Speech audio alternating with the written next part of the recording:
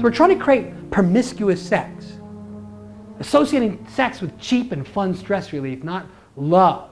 Focus on breast and penis size and the way you look and so on. People want to feel powerful in a society where they aren't really powerful. And sex is the opiate of the masses. It's not religion. It's sex. And of course, it always helps to have drugs to help salve this. We don't want them taking too many drugs, but just simple recreational drugs. Addiction, a lot of times there's not a place to go. You start feeling sick after a while. Think about the black swans, those really powerful, sexually charged, passionate people. If they have an addiction, we want to drive them into an addiction that has no end in sight. Like kink.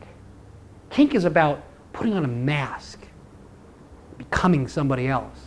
So kink is very important because it isolates people from themselves. It's an outlet for us to take the most powerful people and drive them into an addiction that has no end. It's highly charged. It has a lot of variety. So there's a long shelf life. You don't get tired of it.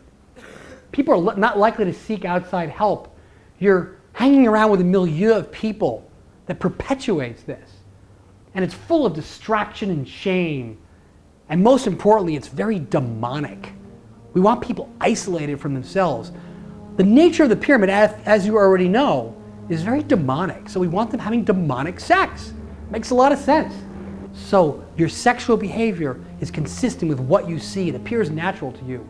And those black swans, think of this. Sun Tzu in The Art of War said, always leave the enemy an escape route.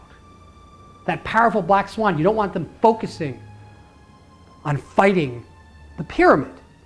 You want to give them a place to go, to run away, to put that mask on and disappear into a world of fetish and kink. And the ironic thing is that the fetish and kink is a reaction to the pyramid, is a normal reaction. It shows the damage that the pyramid has done to control itself. It's one of the hard byproducts of the pyramid, just like 911 was a hard byproduct of the reality of us taking oil. It has important information for healing, and it's important that that information is not disclosed. So we want to keep these normal behaviors shrouded in shame, publicly and privately. We want to reinforce that any aberration of all is something to be ashamed of. You're not that beautiful man or woman in a box with a nice pretty bow. The machine is going to do it for us. Another important factor is pornography. Very important to our culture. It's an outlet for aggressive males. It distracts and exhausts powerful people who are usually very much into pornography. It helps to destroy that male and female bond. It fuels technology growth. It's perfect. It's another economic engine. On the outside, we say, no, bad. But in reality, it's really essential. The other one we talked a little bit about is homosexuality and sexual expression. There's a lot of fear around that. Homosexuality is unusual. And the natural reaction is people are either afraid or curious.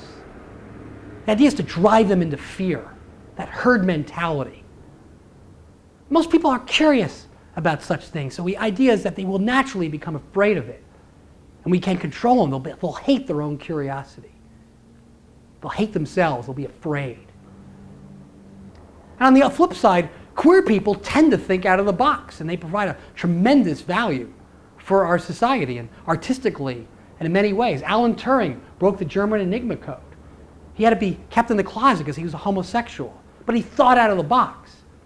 And that works out pretty well because a lot of these powerful people, even in today's society, are in the closet, so we can control them. So we really get both sides of this coin. And also the fear of being even slightly gay or feminine keeps men in a dog state. Remember, this is not a moral issue. It's about controlling people. And the sexuality issue is still very powerful.